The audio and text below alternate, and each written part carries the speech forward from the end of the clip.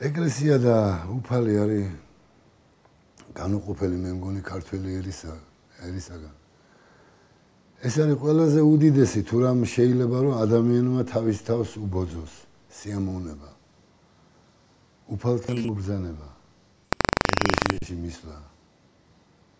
შენი მამა კი ყავს ადამიანს, დედაც ყავს, მაგრამ ეკლესიური ცხოვრება სხვა მამობას გვპირდება და სხვა სიყვარულს გვპირდება და იქ არის სულიერი მამა, რომელსაც ეძახიან მღვდლებს, რომელსაც თავის სულიერი შვილები ყავთ. ეგ არის სასწაული ამდენი 19 წელიწადია, რაც მე ეკლესიაში მსახურობ.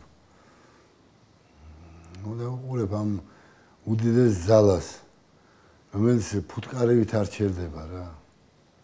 ეს რაღაც სასწაული გზნობა, როცა მრევლი მოდის მამასთან და რიგში როდგანან და როეუნებიან თავის გაჭირებას, თავის სიყვარულს, თავის სიხარულს.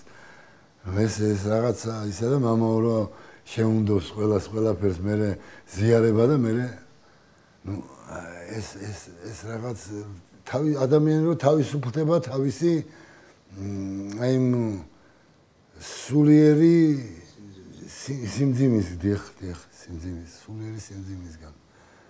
ჰაეროვანი ხდება მე თვითონ ადამიანი და